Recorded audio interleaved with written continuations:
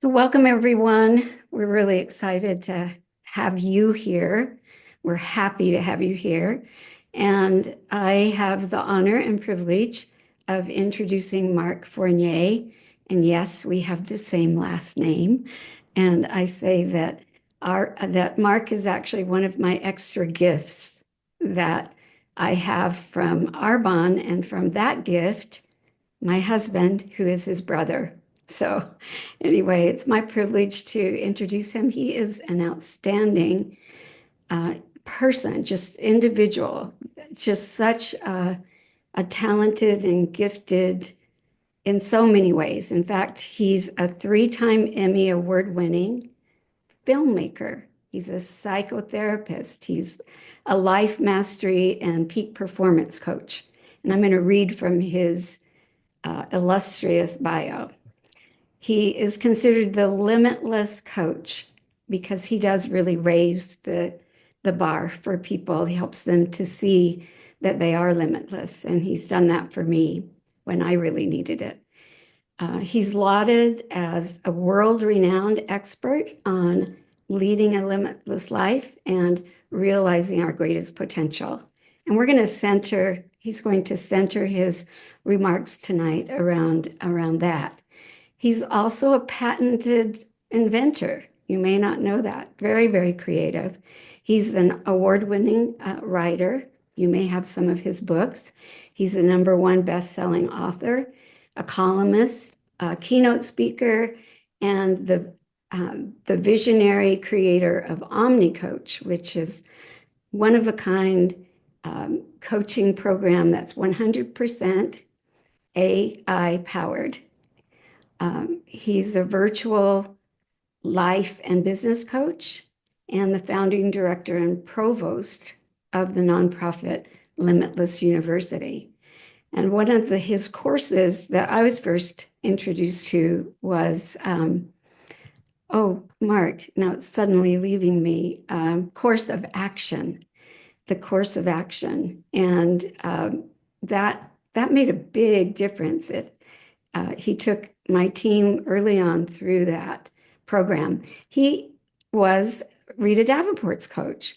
And because she so respected him and his talents, in fact, early on in our careers, she invited Mark and he spoke at one of our leadership sessions at GTC.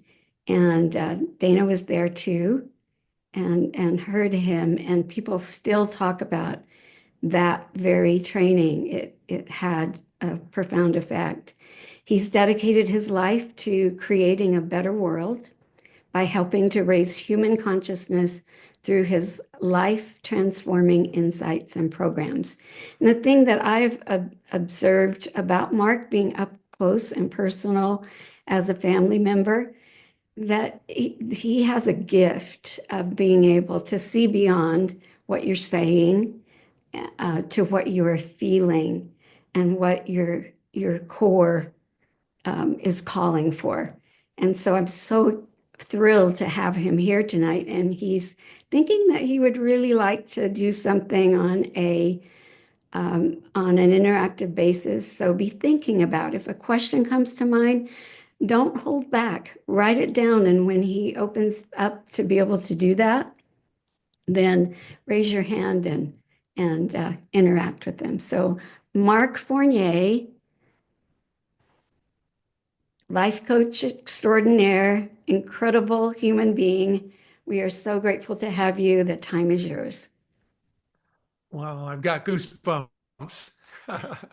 Thank you, Phoebe. That was a very generous introduction, and I loved mostly your personal touches because that's really in the long run, it's what kind of a difference do we make to the people who are closest to us? And I've loved being a part of your life, and obviously, I introduced you to my brother for a reason. I wasn't just looking out for you. I was thinking to myself, boy, if my brother could have her in his life on a regular basis, that would be something else for him too. So you've certainly exceeded any of our expectations, not only as a an amazing leader, but also as a member of my family. So I'm happy and honored to be a part of this. And having been a part of the Arbonne family for decades and decades and decades, I may have a little sense for your experience and for what those of you have been going through in the industry. Uh, and of course, I love the fact that Arbonne is built around it's family centered and it's built around having a balanced life. That it's not all about just go out there and see what you can drum up in sales, but rather they have recognized for a long, long time the importance of focusing in all the areas of your life that matter. And in the end, having been in this business for as long as I have, I've come to realize that this idea of the limitless life is it's really based on a simple principle, which when I was probably, geez, I don't know, I was in my 20s still. In fact, in my early 20s, and I read a quote by a philosopher named Epictetus, and we're looking back like 3,000 years. And he wrote something that I think most people would just glance over it and just keep on going, but it hit me like a hammer. And it said, most people are not disturbed by the things that happen, but rather by their opinion or the opinion uh, of the things that happen to them. And when I dissected that, I realized the word opinion it really is, it can be seen in many different ways. It's your opinion, your perceptions, your viewpoint, your mindset, the lens. These are all just different ways of saying that, different ways of saying it really comes down to not the thing, but how are you experiencing the thing? How are you seeing it? How do you feel about it, and so on. And since that hit me in my early 20s, uh, it shaped the way I saw everything from that moment on, because I thought, you know, most of us spend our lives attempting to mold and shape the world around us to fit our needs, attempting to, whether that means buying a bigger home or more cars, or uh, trying to resolve some physical issue that's happening in the world around us. And in the long run, and I'll be 70 in a very short while, you come to realize that, we don't have that much power and control over the world around us. In fact, I love to teach the difference between empowerment and enlightenment. And in fact, I'm a big empowerment guy. My very first organization was called the Center for Empowerment, and I was helping folks uh, gain greater power and control over the world around them, which is really my definition of empowerment. Is it's the ability to influence the world around us. And you can influence the world around you through a myriad of different ways, but it's still about that world that's out there. And I realized that empowerment is the ability to influence the world within. And why is that a big deal? And it really comes down to Wallace Stevens wrote, and it's another thing that I'd learned when I was very young. We live in the mind. And I'll get to that in just a moment, because if that's true, and where we truly live is in the mind, then the world around us becomes nothing but a backdrop. It's just, and I apologize, I should have turned off my phone since we're not really using it in this event. So there we go. You won't hear that dinging anymore, I'm hoping. Um, but when you think about it, it turns the world around us into really a backdrop. It's kind of like in the Matrix. It's everything going on outside of you. It's what's out there. And there's a wonderful way of seeing the difference between the power of enlightenment over empowerment is when I ask questions such as rain. Okay, rain is about the world around us. So is rain good or bad? And everybody out there is going, well, it depends on whether you're having a wedding and it's an outdoor wedding, or a picnic, or whether you're a farmer and your crops haven't seen water for the last 30 days or the last 2 months. Well, I can ask you almost any question, and almost without exception, your answer will be it depends. In fact, Shakespeare wrote, nothing is good nor bad, but thinking makes it so.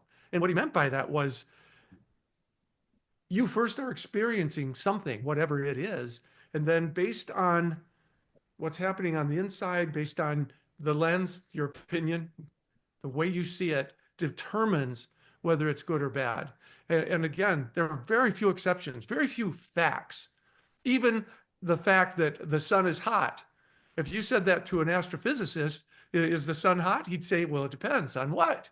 Whether you're comparing it to an ice cube or to a red giant, because the sun, that's not the name of all stars, that's the name of our star. And it's kind of a medium temperature. So he may say, well, it's not really all that hot. So if you can do that with the sun, then you can certainly do it with almost everything that's happening in your life. Start thinking about that. What if you had control over how you experience everything? You don't have control over whether it rains or not. But according to this belief system, you do have control over whether that's a problem. In fact, I love to say I don't have any problems. Number one, my definition of a problem is just an unexpected outcome. If you see problems as an unexpected outcome, then they're not problems anymore. It's simply, well, I was expecting or hoping for this, and I got that. Well, the moment you become attached to this, like this is the thing that has to be, and if it's not this, then it's bad. Well, then anything else is going to feel like a problem. But what if you were to say, this outcome that I have in mind that I'm shooting for, that is one of a limitless number of possible outcomes? Because really it is. Your version is just the one you picked. You've decided this is the one, this is my favorite one. But the truth is, there are an infinite number of versions that are not as great as yours, and therefore an infinite number of outcomes that are even better than the one you've come up with. What if you could own that? What if you could see the things that we look at as roadblocks? Because a roadblock, oh no, the road's closed, I have to turn around and go home. What if you saw them as nothing more than detours? Now, I had, in fact, I was going up to Donna Johnson's. My Mary and I go up there usually every summer and hang out for a while and have a good time. And we were going from Chicago, trying to get up that to her home, and the freeway was shut down, and they gave us a detour. And one of them took us up through Door County along the coastline of Wisconsin. And I had never gone up that way before. And in fact, in this case, I had my kids with me. And we had the most amazing journey. Instead of just being on the freeway and firing up the freeways to get there as quickly as we could, we stopped at all these little Amish roadside stands. We shopped in these tiny little shops and little cafes and stopped at the beach. And we had so much fun that on the way home, well, as it turns out, the freeway going south was still open.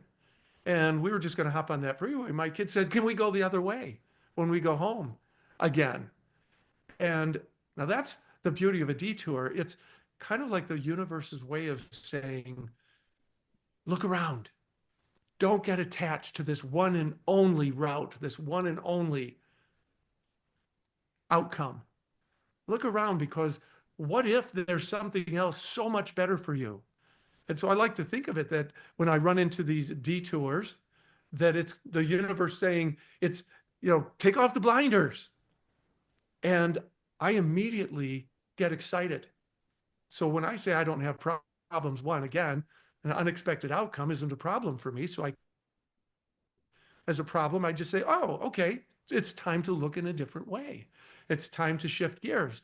But also our filter, there's a thing I call the problem filter. And for most people, this is what I want.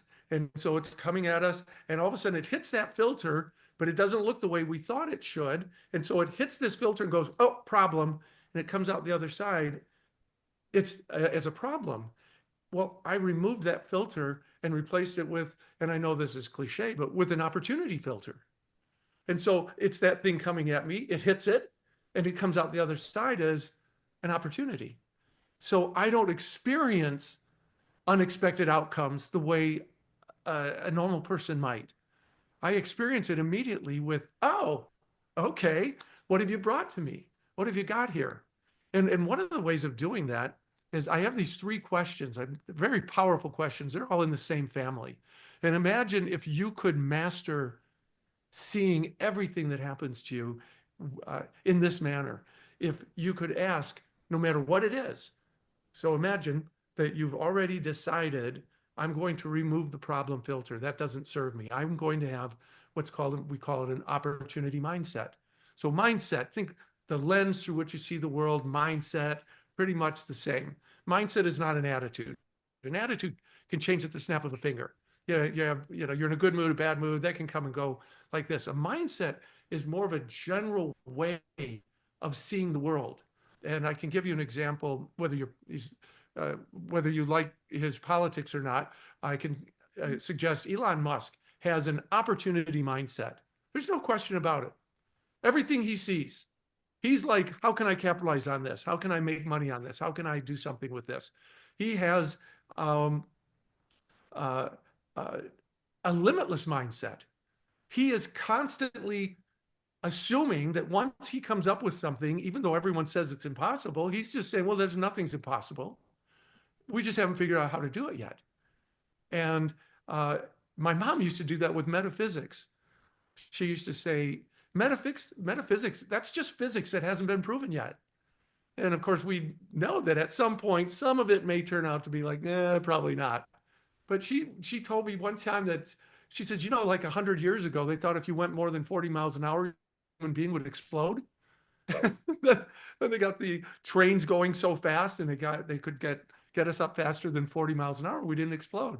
So apparently that moved over to the physics department.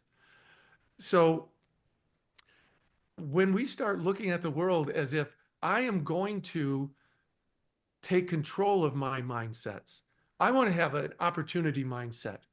I want to have a question everything mindset. The things that don't serve me, the things that cause me pain and suffering. Well, is it possible that I could experience them differently? And a limitless mindset. What would that look like?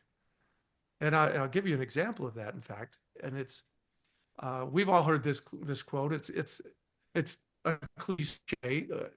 By the way, we sometimes make fun of cliches, and I say that a cliche, embrace them. That is an insight. That is usually a philosophical insight that has been around for so long and has been proven true so many times that it has now become a part of our lexicon.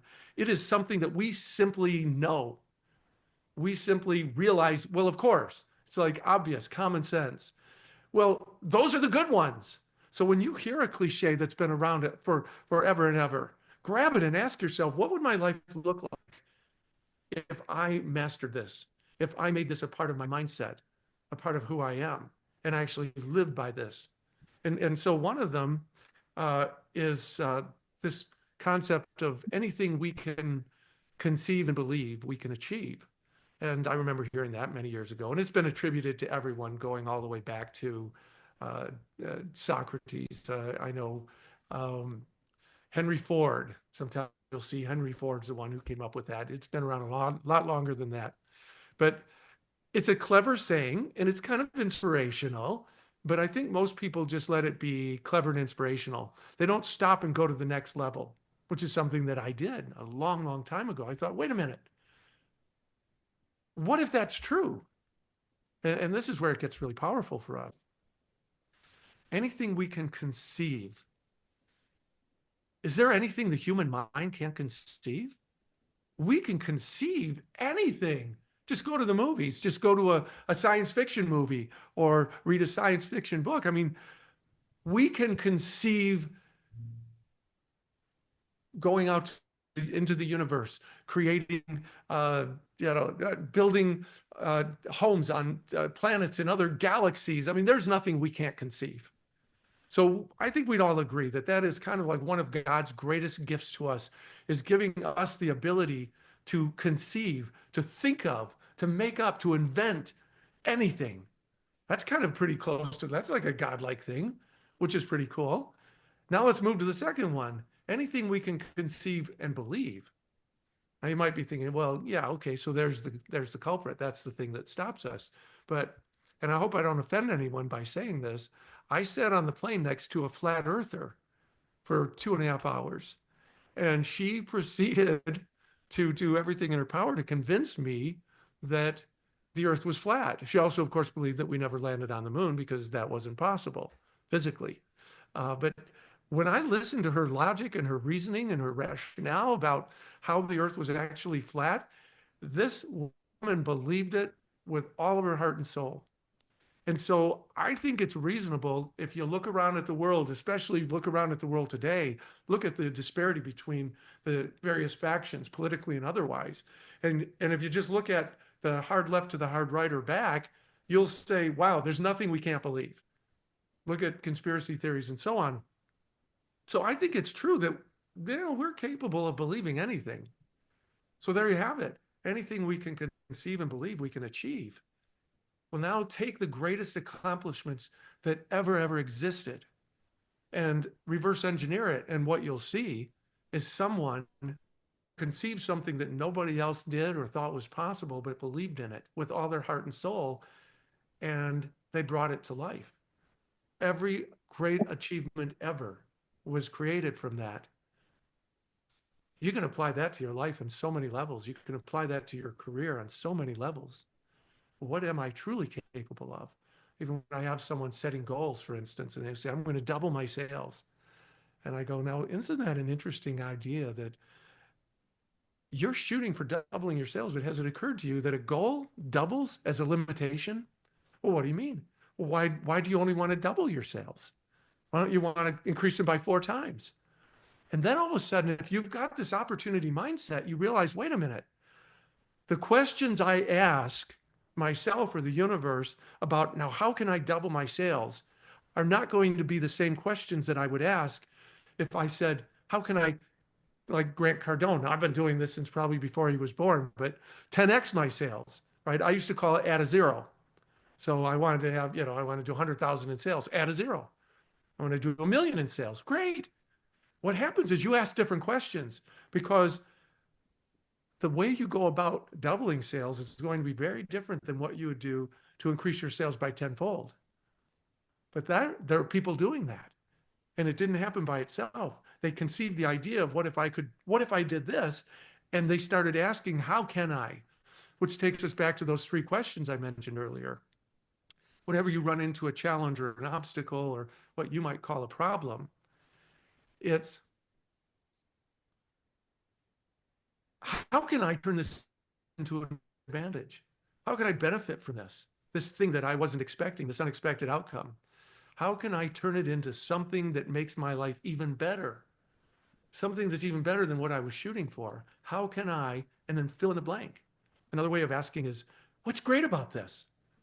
And you probably, if you've heard me ever give a seminar, you've probably heard that one because I've been teaching that for about 50 years, is what is great about this? It's a simple question, but what it does is it assumes that there's something great.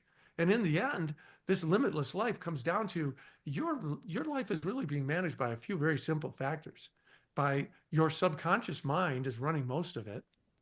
And your subconscious mind is just, all it does, it's just a program. It's just an operating platform that kind of runs all the programs you give it. It doesn't ask you, is this right or wrong, true or false? It just runs it. And then the mindsets that determine how you choose to view the world then lands on the subconscious, and then it just takes over. I don't go to bed at night without thinking about something I'd like to accomplish or overcome or achieve. And I let my subconscious take off because your subconscious doesn't sleep. And it doesn't know whether something is possible or not, right or wrong. It doesn't know any of that. If you let your subconscious know that this is important to me and I'm looking for answers, and this is what I'm looking for, it'll start going, oh, okay. That's why you don't want to ever ask yourself, why am I so bad at this? Your subconscious will start figuring out the answer. You don't want to wake up in the morning feeling really badly about yourself because you've figured out 5 things that make you less of a candidate for whatever it is you're trying to do than you might be.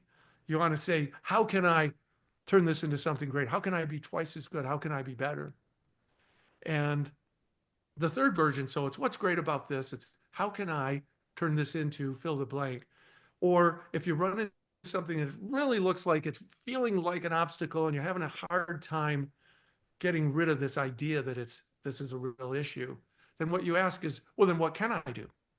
Again, all three of these assume that there is a positive outcome, that the possibility is there for turning this into something. Um, I've had, now I've just had my shoulder replaced 2 weeks ago. I won't show you the scar. But I could tell you this, I've had 4 back surgeries, all from hockey. The fourth one was, it paralyzed the bottom part of my right leg. So the entire outside of my right leg is paralyzed. I can't move my toes or any of that. I have no reflex. And it was kind of like, oh my gosh, there's the end of my sports. And I'm really into that. I love to compete. I love doing sports. I love being fit. But I didn't say, oh, this sucks, why me or any of that stuff. I asked the question, how can I continue being active? I asked the question, okay, so if I can't play hockey any longer, because when I put on a hockey skate, my foot just falls over because it's on that little narrow thing. I have no reflex, so it just falls over and it turns sideways because only the muscle on the inside works. So it's always pulling my foot like that. Okay, so, well, what can I do? And a buddy of mine who I played hockey with we also played tennis together. And I was saying, now what am I going to do? And he says, well, have you heard about this thing called pickleball? And spend any time at an event with my brother Bear, you're going to hear about pickleball. I guarantee it. So I'm proud to say I'm the one who introduced him to that, but I probably owe Phoebe an apology because because he's when he does something, he goes all in. And so I found out that if I got a special brace made for my leg, I don't know if you ever saw that movie with the dolphin that got its tail cut off, and this organization, Hanger Clinic, they built a tail for this dolphin. There's a whole movie about it. It's great. So because I have a limitless mindset, it didn't occur to me that, oh, that only happens in the movies.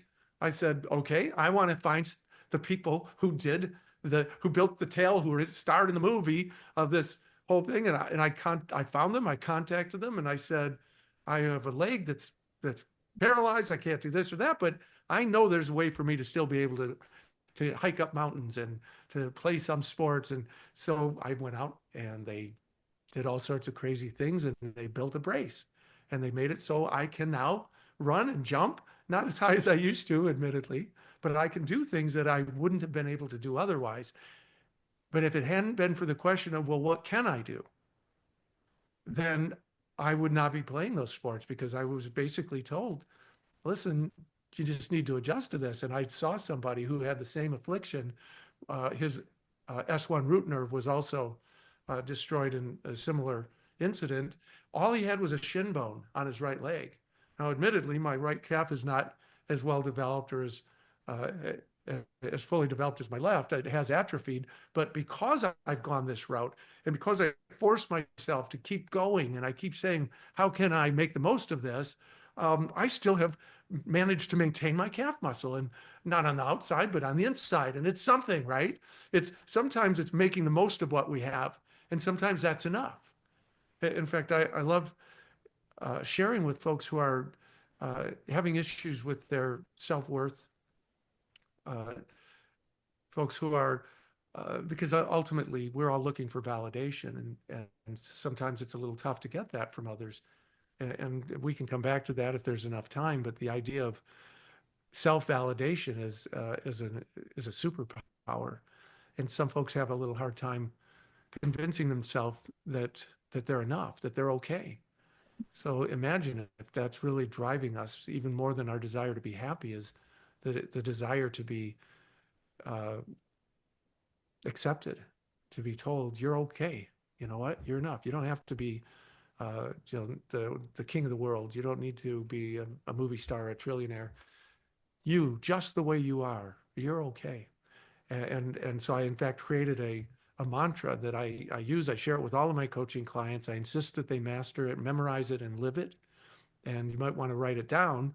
Uh, but it goes like this, and it's pretty simple. It's I'm okay. I'm okay. I'm not perfect. No one is. And that's okay. I'm doing my best to be my best. And that's enough. I live that. I live it. I think it in the morning. I think it in the throughout the day. And anyone who can actually accept that and live into it is going to be in a better place. The idea that I don't have to be incredibly anything. I can be me. Because the truth is, if we were supposed to be perfect, my guess is that we would be. I suspect that any God who can create the universe that we live in is capable of creating perfect beings too. If that's how it was supposed to be, but apparently it's not. So if I'm not supposed to be perfect, then what am I worried about? Somebody finding out that I'm not? Well, they're not perfect. Boy, life gets a lot easier when you stop thinking that you're supposed to be more than what you are, better than what you are. Or certainly stop thinking that you're supposed to be perfect. I say, take that bar and just drop it to the ground. You don't need to be stepping over that, trying to climb up over that bar of perfection. It doesn't mean you don't keep striving, by the way. I'm striving, but not because I'm trying to prove to somebody that I'm something more than I am. Not trying to prove it to myself, even. I strive because it's fun. It's fun. I love climbing mountains. And when I get to the top of one and it gets to be too easy, I look for a taller one. Why? Because that gives us a reason to get up and go with our lives. We don't want lives that are super simple, where there's nothing happening, no challenges. Because if you did, well, that's the life of a cow. I don't know of anyone who goes and looks at a cow in a pasture just sitting there doing nothing but chewing grass. That's it. That's all they do, and says, that's what I want. Now, you might think that after some huge uh, uh, event or catastrophe, but that'll only last a very short period, and you'll be back to, I want a life that's fulfilling and that's meaningful. And ultimately, as I touched on a little earlier, understanding that the ultimate driving force, and again, I've been doing this for 50 years, and so I've, as a guy who questions everything, I kept asking, what is it that really drives people? And, I was sure eventually it was happiness, until I realized that no, fulfillment plays a role too. And the desire to leave a legacy and all these things factored in. And I kept thinking there's got to be something, and ultimately realized that from the time we were born, we are told by our parents, you did this too. Your parents did this with you, and you did this with your children in order to do the thing that we parents, we really only have three main objectives, and it's to keep our children safe so that they can grow up and then have lives of their own, to teach them how to be effective, uh, and survive when they do have lives of their own, and to love them unconditionally.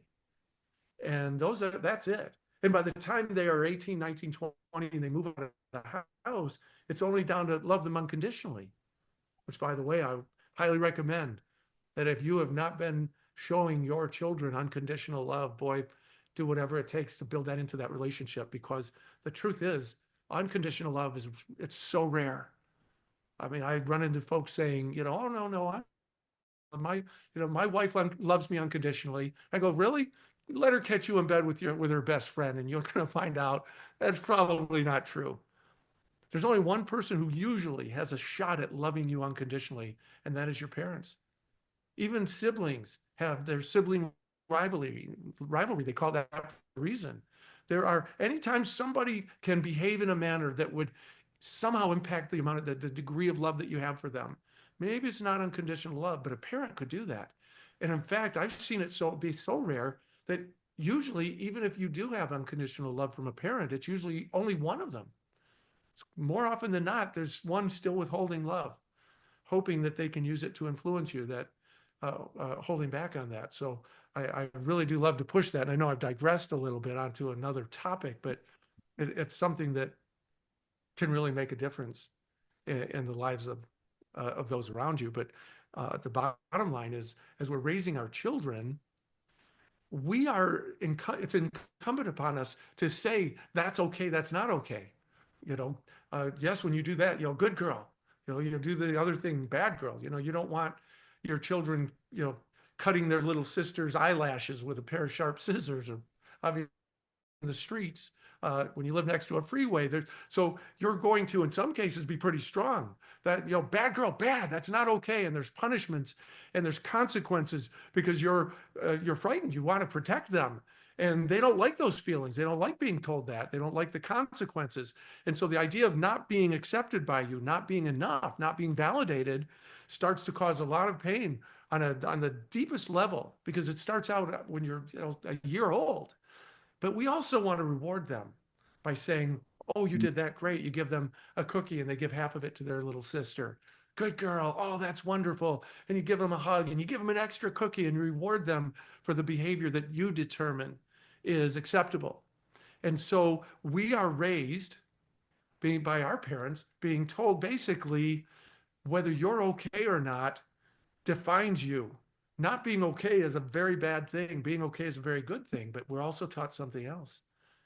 Who's it up to decide whether you're okay? Not you. They're not going to tell a 3-year-old, "I think you're old enough to decide whether you can play in the streets or not." They're going to say, "No, no, no. It's up to mommy and daddy." And eventually, and grandma and grandpa, aunts and uncles, babysitters, teachers, coaches, peers. By the time we are 20 years old, we have been taught, number one, and that's on the deepest subconscious level, that I need to be validated. I need the world to tell me that I'm okay. Think back about hunter-gatherer days. If you were not accepted by your tribe, they could excommunicate you, and that was death. A person back in the hunter-gatherer days on their own, they wouldn't survive because they couldn't do the hunting and the gathering and build the huts and the forts and protect themselves from wild animals and all the things it had to do. And they certainly weren't going to have any progeny. So that was a death sentence. So it's easy enough to assume that even on a DNA genetic level, that we are desperate to be told by our tribe that we're okay, that we're acceptable, which of course I use the term validated, and to certainly avoid being invalidated. The problem is we've been taught that it's up to everyone but us as to whether we're okay or not. And to take that to a deeper level, that person who says I'm okay, they could change their mind. They could change their mind by tomorrow. In fact, in a couple of hours, if I do something that displeases them, they may come back with, "You know what, I was wrong about you." And even if they never change their mind for your entire life, that's 1 out of 8 billion people. Now you got to convince the other nearly 8 billion people. What are the odds that they're all going to say you're okay, that they're going to approve of how you do whatever it is you do, your politics, your belief systems, your behavior, and so on? We know that's not going to happen. So we know that even when we get it, it's fleeting. It may not last. They could change their mind. And we also know that for everyone who says we're okay, there'll be somebody who doesn't believe that we are. And so we go through our entire lives trying to prove to the world that we're enough, that we're okay, knowing that that rug could be pulled out at any time. And people say, "Well, then what's the solution?" And that's what I was leading up to earlier, is it's being able to look in the mirror and not say, if you're 5'2", "You are tall. I am so tall. I am a towering inferno." Because your subconscious is like, "Okay, I don't have any evidence of that. I haven't seen you dunk a basketball." And so it's kind of like, okay, now you've got this inconsistency through your brain, but it's saying to look in the mirror and say, "I'm okay." And see yourself for your strengths and weaknesses and say, "And that's okay. I'm okay. No, I'm not perfect. And that's okay. No one is." Being able to do that is a superpower once you can totally embrace yourself, being able to accept yourself. In fact, in my coaching, I have something I call it the 4 pillars. Uh, and it's the first thing I have my clients do is it comes down to know thyself. And that sounds, again, cliche, but the truth is that's the oldest philosophy in the universe or on Earth. Imhotep, the inventor of the pyramid, of modern math, modern medicine, and so on. He's also the inventor of philosophy. He wrote "Know Thyself" at the entrance to some of his pyramids. So what if you took that seriously and said, "I'm going to really figure out who I am. I'm going to send out to all the people closest to me, and I'm going to ask them, tell me who I am for you." What do you think my strengths and weaknesses are? And don't worry about the weaknesses. I'll be okay. I know I'm not perfect. It's all good. What if you made it safe for them and you got to see who you were for the world around you? And then you got to step back and start to really look at, who am I? I'm someone who I'm someone who loves competitive sports but hates to work out. Okay, that's interesting. Is that good or bad?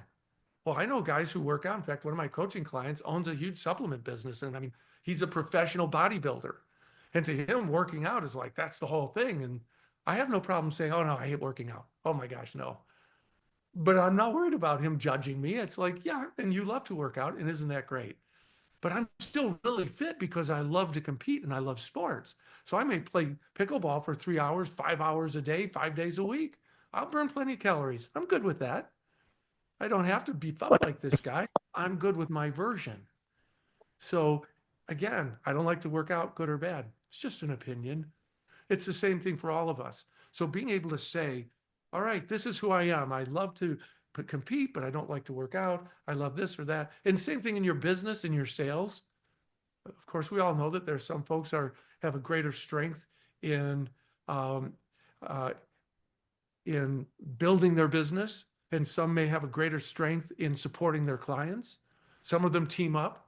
All right, you know what? You bring in the folks and I'll take care of them. Some people, once you know, all right, these are the areas that I feel really strong in, the things I love. These are the areas where I really do have a greater strength. Instead of thinking I need to be great at everything, find the areas and build on them. Because the second part of the pillar is know thyself. The second one, the most important one of all, is accept thyself. Yeah, once again, I'm okay. I'm not perfect. No, and that's okay. I'm doing my best to be my best, and that's enough. Accept thyself. I am able to say, I can laugh at myself all day long, and I won't hesitate to say in front of mixed company, oh, yeah, I suck at this, I'm this and that, and laugh at myself. You want to be in that place where it's okay to say, yeah, yeah, yeah. Oh, I'm the worst in the world at that. But you know what? I can do this. You don't want me to sing, I'll tell you that. I'm waiting for Phoebe to start laughing. Maybe she hasn't heard me sing even happy birthday. But when people say, don't sing happy birthday, you know it's bad. And that's okay. So accept thyself is another superpower because now you can get on the business on with the business of living. And what does that look like? It looks like the third one. Know thyself, accept thyself. And the third one is be true to thyself. Now I can start living my life based on who I am, not who I wish I were, not who somebody thinks I am, but on who I really am. As a coach, you know what? I used to stand up on that stage and I used to do my thing and you know, and I enjoyed it. But the truth of the matter was, I didn't enjoy the travel. I didn't enjoy the packing and the moving and the flying and all the other things that go around with being on stage. What I loved mostly was one-on-one coaching, getting there with one person. And we're doing a little bit of it. This is kind of like a one-on-one coaching session, which is in a moment. Uh, I think that we're coming close to our 30-minute period. I know we spent some time with the introduction. Uh, I'm happy to open it up and let anyone who has questions, who would like me to go a little bit further, because there's no limit to this particular conversation. Like I said, metacognition, dishabituation, some of these other things, we didn't even have time to jump into that. But in the end, I realized it's one-on-one coaching. But then I also realized I don't want to coach 500 people. I can't keep track of them.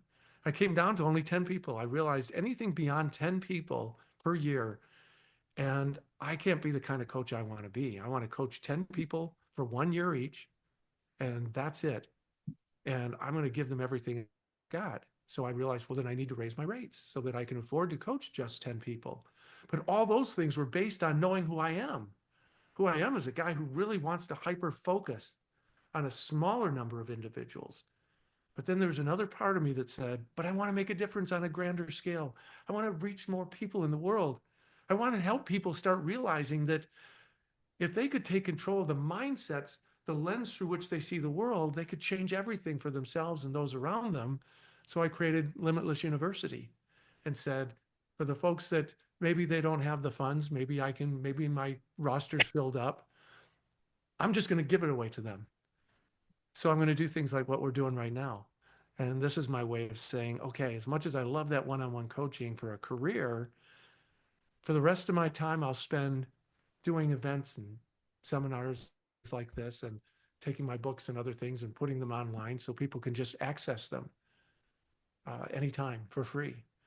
And now I know that I'm maybe leaving a legacy and certainly having a chance to make a difference on both my one-on-one scale and on the grander scale.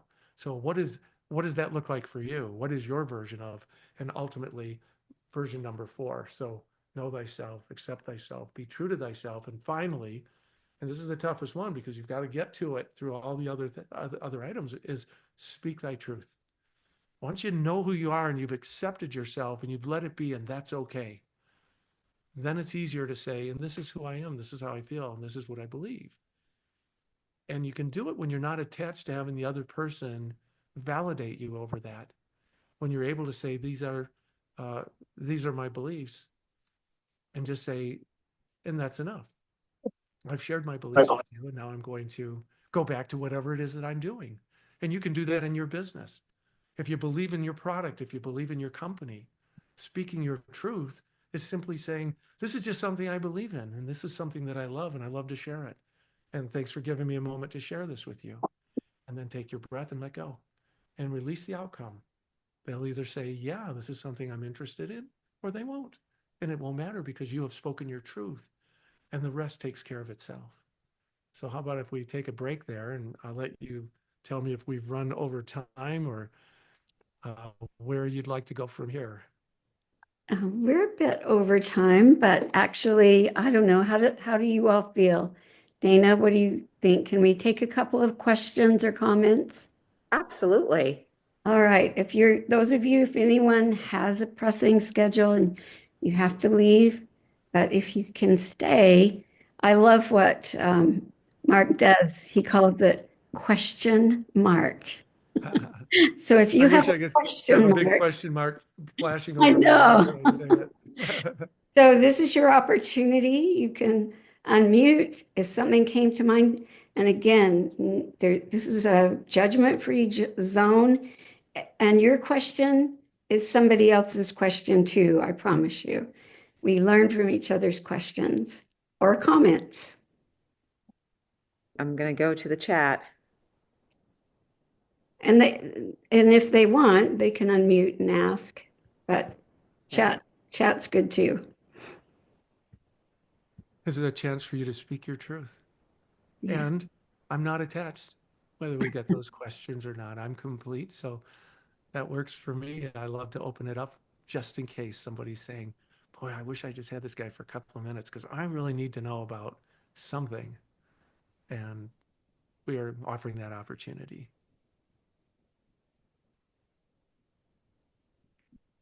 I'm waiting for that. What is it? The Jeopardy? Is it that dun dun dun dun Dun, dun dun, dun dun? dun, dun. And it counts down. It's I mean, 5, 4, 3. Go ahead. this is a monumental moment because if you knew how much he charges for his coaching, then and we just took a fraction of it here. It's a gift. It's really a gift. So you can type it in if you want.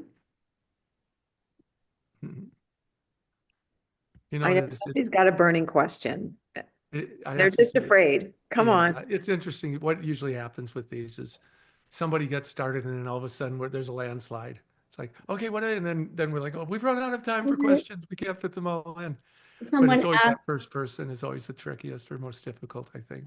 someone did ask, what is the fourth truth? I have speak thy truth. Yes, it's speak thy truth. So be true to thyself, accept thyself, live thy truth, and then speak thy truth. Yeah. And again, that is a tough one. You know, if you watch a movie, that's the hero, the guy who gets up and says what he believes in, even though he knows he's going to be put on the cross, even though he knows that he's going to be maybe denounced or persecuted. There may be some backlash. They still speak their truth. And we're all like going, yeah, go, go. You tell him, you stand up and you do that because we know how difficult it can be to speak our truth in Yeah. the face of possible rejection or, of course, the term being invalidation, knowing that somebody may not choose to validate us if we speak our truth. But those are the people who change the world, the ones who speak their truth. And uh, think about it, the Gandhis of the world. Okay, we have a question from Pamela, Sure. and it is, I might need my glasses. How, all right, let's see here. Where did it go? How to handle when we have a new prospect and then they decline. They decline, stating that they are too busy. Yeah. A couple of things. First, of course, we want to be able to handle this internally, which is you don't ever want to get in a business that involves sales if you're unable to release the outcome, because it's just too painful, too difficult, because nobody has a closing average of 100%. Yeah, I taught uh, sales and training programs for years, and I'd like to think that I'm actually pretty proficient. I'm a cognitive behavioral therapist and psychotherapist. I can see inside of people's heads, and I don't have a 100% closing ratio. Hell, we can hardly get you guys to ask questions, and I'm okay with that. So the truth is, you've got to be able to say, look, I mean, and you've heard the numbers. If you can close 1 out of 10 prospects, then you're going to be fine. You're going to average out. Being able to play the numbers game uh, is one way of dealing with it. But ultimately, if you stop thinking of this as a sale, but rather as a contribution, and just let it be, look, I've got a pocket full of cures for cancer. I'm walking through a cancer ward, and all these people here have some form of cancer, and I've got these pills, and I'm just going to hand them out. And I'm going to hope they take these because I think it will cure their cancer. But some people may be in denial and they don't even realize they have cancer and they're not going to take it. Or maybe they believe that pills are bad for them. But in the long run, it's not about how many people take that pill. It's how many pills I hand out. And I'm going to walk out of that cancer ward with an empty pocket. And I'm going to feel just really good about myself because I've created the opportunity. And that's all we can do. And keep in mind this idea of belief. People do what they believe. And if they believe that this is something that they need, something that will change their life, then they're more likely to act on it. And if they don't, then maybe not so much. But you don't have control of their beliefs. All you can do is create the possibility of something for them to believe in. So I think it will create a great deal of peace in your mind if you're able to say, and thank you for giving me a chance to share this with you, and create an awesome day. I've seen Phoebe do it. I went snow skiing with her. That woman, by the time we got to the top of the mountain, it was amazing. It was inspiring. We're standing in the ski line, just waiting to get on the lift. And by the time we got on the lift, she probably talked to a half a dozen people at least about what she did. So, hi, how you doing? You having a good time? Where are you up from? So, yeah, she would find some way to share. If it was a gondola and you had a whole room full of a group of people inside of that gondola, all 10 of them knew exactly what she did for a living by the time we got off. But not once did I see her follow somebody down the hill, grabbing at their coat. Well, so you're going to sign up or not? She just made sure that they were aware of the possibility. And then she'd get in line and do it again the next time. But I have no idea how many folks she signed up doing that. But I also saw that that wasn't her thing. She wasn't counting. She was just making the most of her opportunities and then letting go. And we've all got to do that at some point if we want to be successful in this business, because it's not just for our peace of mind. It's also for the other person. If you've ever been on the receiving side of a person who's just trying to close a deal so they can make their house payment, it's not a good feeling. We don't want a used car salesman trying to sell us a pickup truck when what we came in for was a station wagon for our kids or a minivan. We want to know that that person actually cares. And the only way that can happen is if you do. I used to get in trouble for this all the time when I do my seminars. At the end of the event, when you're supposed to say, and now I've got these books and these books and these products, and come on up. And I never do that. I would just talk until the last second. And I'd step off the stage and all my team would be like going, well, now how are we going to sell anything? You didn't even tell them you've got some, you didn't tell them about your books or anything. I go, you know what? I know, I was supposed to do that, but the truth is, when I get in front of somebody, I just want to share. I just want to contribute. And it just kind of melts out of my mind, the thought that I'm here to sell somebody. So if you can do that and say, I'm just here to reach out and the rest will take care of itself, you'll be happier and more peaceful, but they're more likely to trust you and say, I can feel you. I can tell that you're just here to contribute.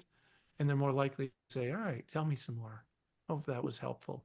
Mark, it was a beautiful example. We have another great question, and it actually came in first, so I want her to have an answer. This is from Gretchen, and she wants to know if there are any exercises that would help them or her, all of us, to begin to know ourselves, the know thyself. Yeah, yeah. Thank you for asking. It's a great question. And the simplest one is to be able to sit down with a journal and pretend that everything that I said is true. I'm okay. I'm not perfect. No one is, and that's okay. Pretend that it's okay not to be perfect. So you want to remove the filter that keeps us from really looking at ourselves, the one that says that I don't, that puts us kind of in denial of the things about ourselves that aren't perfect. Remove that. Let it be okay. And remove the filter that says, and I'm supposed to be something more than what I am. Remove that filter. Let it be that I am just going to be in a state of observation. And I'm going to look at myself based on what I've noticed over all the years that I've been alive. I'm just going to observe as if it's someone else. And I'm just going to write down what I've observed about this person.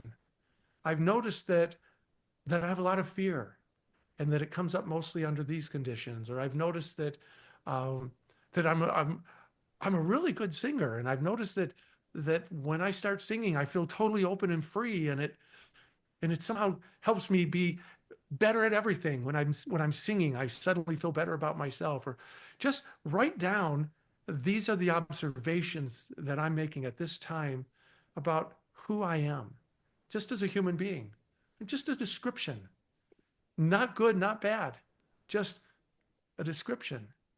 And then once you look at that, imagine looking again and saying, okay, these things that are maybe not my strengths, and that's okay. Maybe there's a couple here that I'd like to boost up a little, but nobody's going to be great at everything. And I don't want to waste too much of my energy trying to, if I'm at a level 2 in one area, trying to get it up to a 6. When I have all these areas where I'm a 7 or an 8, if I put the energy into them, I'd be a 10. Oh my gosh, I'd rather be a 10 at 4 things than be a 5 at 20. I'm going to take these, I'm going to really fortify them. And so that's where you get to start using that. The second exercise is, when you feel safe enough to do this, go to the people who are closest to you and do as I'd mentioned earlier and say, hey, I'm learning about myself right now, and I would love to see myself through your eyes. But you have to tell them, and it's okay to tell me where you think that I have room to grow, or where you feel that maybe these aren't the best, my strengths, my greatest strengths, because I want you to tell me what you think my strengths and my weaknesses are. And what'll happen is, if you ask enough people, you'll start to see a pattern. But I don't want you to assume that just because one of the things on the pattern seems like it's not a strength, that doesn't make it true. That just means that that's how they see it. I had a client who did this, and he asked like 10 different people, and one thing that every single one of them said, every one of them was you, how did they word it? Basically, it came down to, well, you question everything. And they thought of it as a bad thing. It's like, no matter what anybody asks you or what everybody tells you, you won't just do it. You just go ahead and question authority, and you're always questioning everything, like that was a bad thing. And of course, I then asked him, he's a coaching client. I said, so how do you feel about that? Because he knew I teach question everything. Einstein taught that. He says, that's one of my strengths. I said, good for you. I happen to feel the same way. You get to decide if it's a strength or a weakness. They don't. They just told him, this is a pattern that we've recognized, that we've noticed. And he said, great. I'm putting it over on this side, and I'm putting it way up here, because apparently everybody thinks that I'm really powerful at questioning everything. And so he built that in. So Those are two of the, I think, most effective exercises for getting a sense of, so who am I? But you can only do this if you promise that once the list is complete and you look at the weaknesses, you refuse to say, and that means I'm broken. No, that means I'm human. Remember this. You got to all get this. I'm sure most of you have baked cookies before. Well, they tell you something really counterintuitive because cookies are supposed to be sweet. You put sugar in there. You wouldn't put salt in there, right? Of course, you all go, well, yeah, you do. You put in a pinch of salt. Oh, wait a minute, a pinch of salt? Why would you do that? Some people can explain it. They'll say, well, it causes the cookie to be more savory. It brings out the flavor. It makes it more interesting. Well, guess what? Those weaknesses, that's your salt. That's your pinch of salt. That makes you more interesting, more unique, more savory. Because if we were all perfect 100%, we'd be identical. Because there's only one version of perfect. There'd be the perfect man and the perfect woman. What fun would that be? To be surrounded by a bunch of people who are exactly the same as you. So that way you get to make the most of it. One more, Mark, and just All right. because this is such a great question, and I know she was trying to ask it actually and was brave. And this is from Debbie, and she says, I love the business, but not having the motivation to do the work. How can I get up and go again? Yeah. Oh, that's such a great question. We don't want to use motivation. We don't want to use willpower. We don't want to use self-discipline. Self-discipline, that doesn't sound fun. I'm going to ask you a question. You don't have to answer it. It's rhetorical. Let's say that you're tired and you just don't feel like getting up or doing anything. It's one of those days where it's like, I just want to lay in my pajamas. And you look out the window, and let's say you live next to an 8-lane freeway, and your 3-year-old has managed to get out of the house and run to the other side of that freeway. And he or she is jumping up and down and playing on the other side of the freeway. Do you need willpower, motivation, or discipline to get your butt out of that bed in those pajamas, run out that door, and cross all 8 lanes of that freeway to grab that kid before it's too late? No one or nothing could stop you from doing that. Nothing. Because you had a commitment. Let me tell you something. They say ultimately the people are the most successful in life. What they found that they all have in common is perseverance. They just don't quit. They just don't give up. They just keep going and going. And I don't care if it's the world's greatest teacher or salesman or whatever it is, they just don't give up. And I read that years ago. The problem is that people would stop and say, oh, so I need to persevere. Well, okay, go ahead now, persevere. It doesn't work that way. So I said, well, what drives perseverance? And I realized it's commitment. When you are deeply, deeply committed to something, you will persevere. That commitment says, okay, this is something that I absolutely am going to find a way to make this happen. I'm so committed. They persevere. But then I stopped and thought, okay, what drives commitment? And that's where I finally got to the last word, and it's belief. If you believe strongly enough in something, you will commit to it. If your belief is great enough, then the commitment will form on its own, and the perseverance will follow suit. So the question is, what do you believe? What do you believe that allows you to just kind of hang back and maybe not get up and do anything? Do you believe that your kid will be fine on the other side of that 8-lane freeway? No, you don't. You believe that that kid is going to be dead in the next 5 minutes if somebody doesn't do something. So I want you to question your beliefs. I want you to ask yourself, what is the difference between the folks who are consistently building their business and the ones who just kind of do it from time to time? What's different about their beliefs? Imagine if you cultivated the belief that there's a version of this business that you will love, that there is, again, the folks who are maybe better at supporting their teams than at cold calling, than those folks who believe that I know that if I had a team, I'd be a great team leader. I'd be there supporting them. Phoebe is she's got both going like nobody's business. My gosh, that woman could talk to anybody under any circumstances because she believes that she is changing lives. She honestly believes that it's not about just the product. She really believes that the women who have taken this opportunity to build a career of their own, that they can work from home, that they can still raise their children. And you know all the benefits. And she believes it with her heart and soul. She believes that she's changed countless lives. And I guarantee you, the idea of smoother skin is probably the least of her motivation. She knows that she's helped people look a little better and feel a little better about themselves, but it goes so much further, and she believes it with all her heart. And so for her to be out there sharing with people, making a difference, leaving that's huge. But I've seen her on the other side of it, 8, 10 hour days, 10, 12 hour days on that phone supporting the folks who she's already brought in, because she believes that if she can help them stay the course, if she believes that if she can help them get up and get going and not give up on themselves, that she's going to have an impact on their lives. And she believes that so strongly that, again, I've never seen Phoebe set an alarm clock. I've never seen her say, I got to get up and I need to go make these calls. She's in it because her beliefs are so strong. So what part of our bond? Again, you don't have to be a Phoebe. You don't have to be a brilliant, uh, uh, brilliant at opening those doors and knocking those doors down and walking up to total strangers everywhere you go.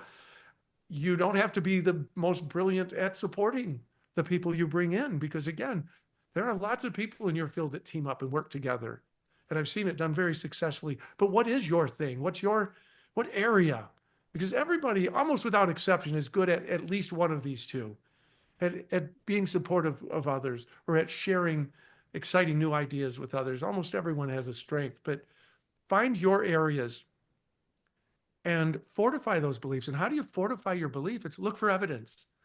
Look for evidence that it's true, because we see what we're looking for. That's Goethe. And you will see that the people who do this consistently and reach out consistently in whichever areas you feel the most comfortable, usually not only create a more successful business, but they feel better about themselves and better about their lives. So they are more successful overall. So I would say that underneath it, all you're lacking is a strong enough belief that what you're doing will be so rewarding that it's almost like you don't have to, nobody's going to talk you into it. You just want to do it. I believe that playing pickleball will increase my dopamine levels and it will keep me healthy. And it's like, you can't stop me from playing, because I believe that it's really good for me. And I believe I'll have a good time, even if I'm on a day where, let's say, I'm not feeling fully entirely motivated to get up and do things. But I think about pickleball. Oh, you know what? That's what I want to do. So think about the people that you already have on your team. Give them a call. Just let it start out with the things that are the easiest. I always say, drop the barrier to entry. Don't make it that, okay, on one of those days where I just don't feel the motivation, I got to get up and go do that thing that is not as comfortable for me. Start out with the ones that are easy. Well, okay, I've got my downline, I've got my teams, and these people I always have a good time talking to. Well, pick up the phone and start with them. And once you get going, you start feeling feeling the love. Then it's easier to say, I'm going to call this one too. And I'm going to follow up on that prospect. And you start to build momentum. And that can make it a lot easier as well. Awesome, Mark. There are people that have wanted to know about exercises on each of those 4 steps that you gave them. Is there something that you have where you've written this or where it's available to them that you're on your OmniCoach or any of your books that you could recommend for them?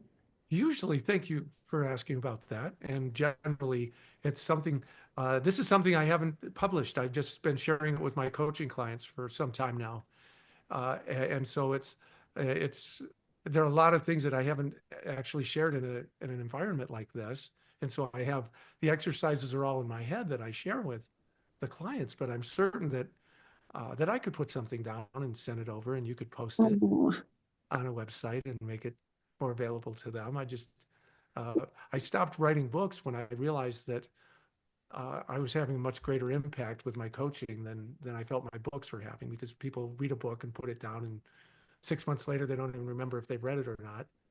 And mm, I thought, no, I want to have a greater impact. So my coaching was way more effective. So a lot of the things that I teach now in my coaching, I haven't written down anywhere. Not to say that I wouldn't, of course. So sure, I'd be happy to create something and Oh, send it over. thank you. Thank you so much. You have given us far more of your time than we expected. You over-delivered. It was awesome. And everybody, let's just unmute. If you want to tell Mark, throw some love at Mark and thank You want to validate me? Go for Oh it. my gosh. you. Thank you, Mark. Mark, that was amazing. Thank you. Thank you so much. Thank you. We Thank just, you. yeah, we love Thank you. you and appreciate you. And thank you all. And thank Thank you all you. for asking questions and giving us this extra time. Yes. Appreciate you all. And Thank Truly you so my much. pleasure. Thanks for Mark. organizing this, Phoebes. Thank you. Yeah. Thank you. Thank you. Thank you for so inviting much. me. Thank you, Night. Mark. Thank you Thank for you, your Phoebe. humanity, Mark. Oh, Yes. And doesn't his purpose just shine through that he would 100%. do this for us tonight? Totally. Yes. And yes. that's where we want to be, where our purpose shines through. Yes. Thank you all. Thank Be you. your best. Do Yeah. your best to be your best. That's all we Yes. can ever ask of ourselves or True anyone that. else. All Be right. your Love to you guys. Thank you so Well, much. thank you, I'm honored Mark. to be here. Thank you.